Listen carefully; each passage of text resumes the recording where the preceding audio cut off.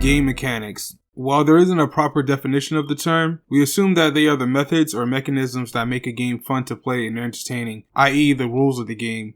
The rules of a game are the general guidelines that a player must follow in order to participate. These are the principles or behavior that the game must follow. When referring to game mechanics, we essentially associate them with the rule-based system in which a game works.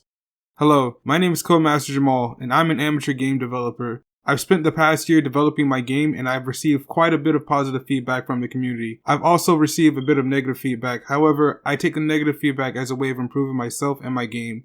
Up until now, I've only discussed how I created the graphics for my game, with no real clues on how my game will work and how I plan to make my game interesting. I mean, I call myself Codemaster Jamal for crying out loud, but I've yet to show you guys even an ounce of code. After today's video, this is going to change. Today, I'll be discussing 3 mechanics that will make my game different from your typical monster game like Pokemon. I stress that I don't want to make another Pokemon clone. Not only do I not want to make another Pokemon clone, but I also want to make my game mechanics as original and innovative as possible.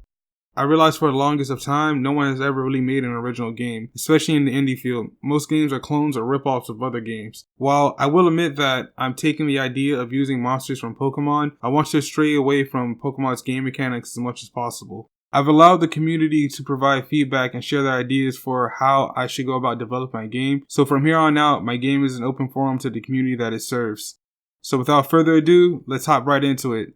Let's talk about game mechanics.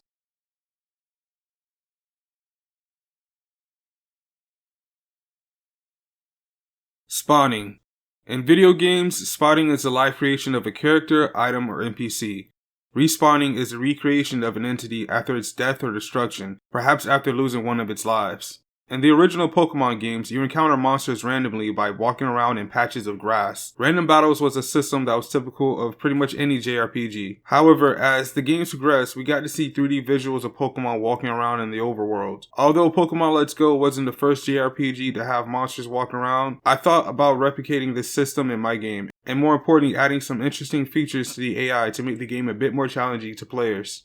Okay, this is a map of the virtual world. I haven't shown this to you guys yet. It's just a rough concept map for now. I'm going to extend it later on and add some additions to it. But for now, this is pretty much it. Up until now, this is pretty much the only map that I've shown you for the game. I haven't gone into detail and did too many things with this map yet. I plan to color it in just like how you see this map here colored in, even though this map was actually given to me from a member of one of my role-playing forums. This here is a map of Junsei. I'm going to be extending a few things onto the map right here, like adding an island like right over here in this vicinity. That's not the point. The point is, this is about how monsters are going to spawn in the virtual world. We won't go into the real world just yet, because, well, the thing about the real world is that it has monsters, but not as many monsters as the virtual world does. So this is how monsters are going to spawn within the virtual world, where you'll find majority of monsters. The basic idea is to give every monster a spawn point, and then allow the AI to decide if they want to travel to another point, stay within that area, or to fight and get stronger. Not all spawn monsters will be hostile, but you will be able to battle all of them. Some spawn monsters will give you the option to speak with them, in which, if you select the right answers, they may reward you with a special item or just sneak attack you.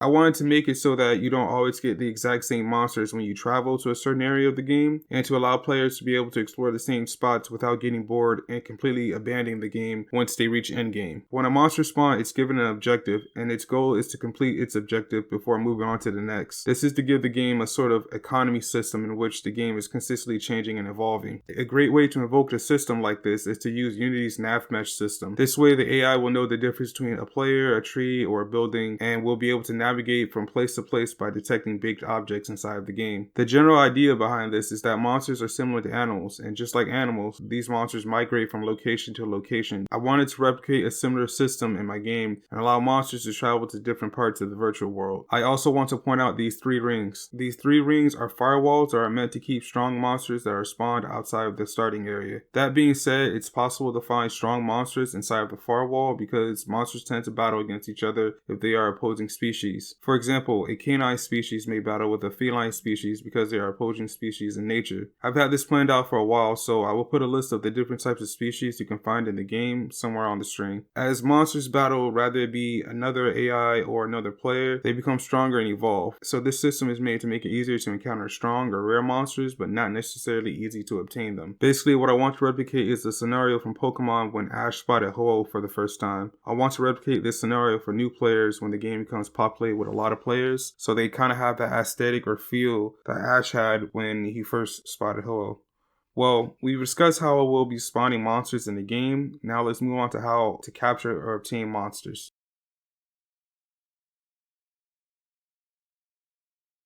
In the Pokemon games, in order to capture Pokemon, you needed to lower their health as low as possible and then throw a Pokeball. A Pokemon's catch rate, how many turns passed in battle, what Pokeball you use, and if the Pokemon had a stats effect would determine if the Pokemon would break out of its ball or be added to your team. This has been a common game mechanic in Pokemon and many Pokemon game clones for generations. While I would really like to give people the Pokemon fan game of their dreams that I'm sure many fans would crave and adore, because of copyright, trademark, and other legal stuff, I decided to skip that and let the Pokemon company handle the direction of their own franchise, as it should. Instead, I want to step away from the idea of catching monsters entirely and instead introduce a completely new idea. I think the mechanic of throwing a ball at a monster is too close to the idea of Pokemon, and if it's not a ball and instead some other type of capturing device, the truth of the fact is, the idea itself of using some kind of device to capture some mythic creature comes directly from the minds of Game Freak. What I want to do with my game is stray away from this mechanic entirely and instead introduce an alternative for acquiring monsters. In my game Virtual Monsters, the monsters of the virtual world are computer programs that gained a conscience, kind of a ripoff from Digimon. But hear me out. Originally I was going to say that they were virtual machines that learned to think for themselves, but I realized even in the realm of science fiction, that was pretty out there. So instead, they are computer programs. And like computer programs, they are made up of a bunch of classes. These classes need to be compiled together in order to operate. We are stepping away from the idea of catching a monster, and instead we are moving towards the idea of assembling a monster together, piece by piece, and compiling it, like putting together a puzzle.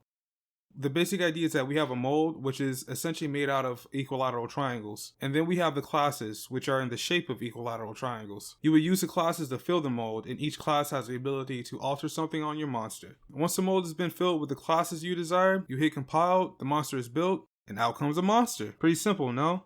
Depending on what type of classes you put into the mold determines the attributes your monster may or may not have. This includes the ability to alter their battle stats, their element, their species, their skin, and a few other attributes.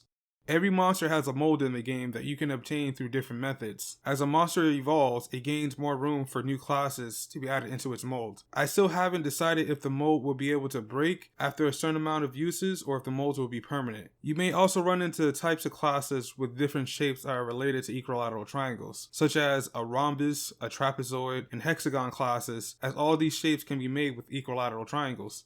This system is to give players the opportunity to build the ultimate monster to fit their playing style. Also, any monster you build will be significantly stronger than any monster you encounter in the wild, once its stats been maxed out at least. That's the basic idea behind capturing monsters. I wanted to mix a bit of programming and computer science into the game's lore in order to make things more interesting. That way, as you're playing the game, you're actually learning more and more about programming, technology, and computer science without you even realizing it. The game is based in a sci-fi world after all. Now that we've discussed how we're going to catch monsters in the game, let's discuss our third and final topic.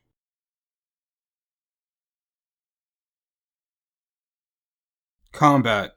In many games, the use of a combat system is used to create tension for the player, but also to challenge the player in unexpected ways.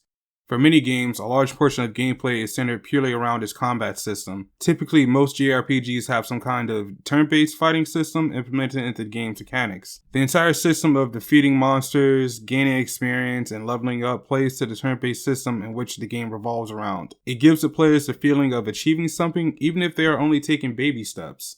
This system is used in most Pokemon games and many of its clones. The basic concept of a turn-based system is to take turns playing the game, having different rounds in which each player has a chance to play. Basically, I have a turn, you have a turn.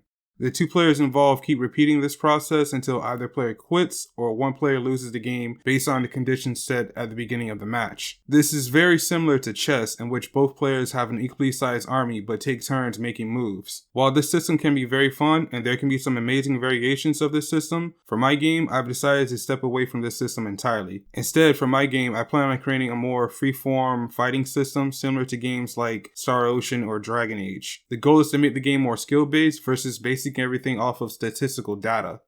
While I am a fan of turn-based fighting systems, after years of playing them and learning how to develop games on my own, I've noticed a huge flaw in them. It's true that you can overcome a tough opponent by using the right strategy, but the truth is, in turn-based fighting games, if you make the first move, you're already at an advantage. That is, being able to attack before your opponent puts you at such an advantage that the game is no longer a competition. Even in a game like chess where the white pieces always goes first, you are more than 52 to 56% more likely to win. The same can be said about most card games. Even though they try to sell turn-based fighting games as some kind of strategy-based fighting system, the truth is the entire game itself is based around speed. If you're faster than your opponent, you are more likely to land critical hits and evade enemy attacks. Unfortunately, this is boiled down to just simple science. And though they try to brand every Pokemon in the series as being equal, the truth is that faster Pokemon are always going to come out on top of slower ones. If you have been watching this channel for a while, you know that I released an example of a turn-based fighting system in the form of a 2D sprite animation. For the duration of this video, I'm going to be using the exact same sprites from that video to demonstrate how the combat in my game will work. I won't share everything that I have planned, as I want some features to be a surprise, and some features I'm not entirely sure will work or will be included in the game. The plan is that the player will be able to control their tamer and their monster individually in battle. While the majority of the fighting will be done by the monster, there are some side options or abilities that tamers will be able to invoke in the middle of battle. The majority of combat will be based around a monster's stamina. Basically, every action a monster does in combat drains their stamina. Having low stamina or running out of stamina can have severe penalties in combat, although you'll be able to regenerate your stamina by standing still in battle. Players will have free control over their monster's movement in battle. That is, you're free to move them around with arrow keys, a directional pad, or a joystick. Every monster will have two basic attacks, a light attack and a heavy attack. You'll be able to form combos with these two options and by mixing them in with your special attacks. Of course, your special moves will drain your monster's EP or energy points. EP can be compared to something like mana or magic points in other RPGs. Special moves will be divided into two categories, signature moves and custom moves. However, since I can basically spend an entire video explaining this system, I'll skip this concept until a later video. Just know that every monster has two different sets of special attacks for now.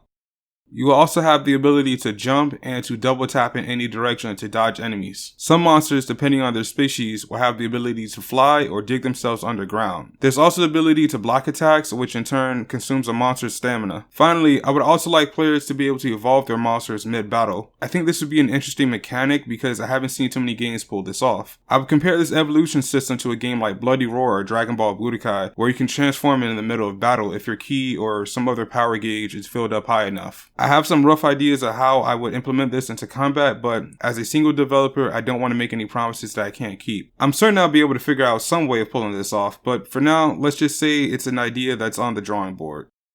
Thank you for watching my video. If you made it this far in the video, please consider subscribing as it helps with the advancement of my game. I would also like to announce that we have officially hit over 200 subscribers, and you guys are the ones I have to thank for it. To everyone, I say thank you. I greatly appreciate your support. If you enjoyed this video, please hit the like button as it helps the YouTube algorithm determine a proper audience for my channel.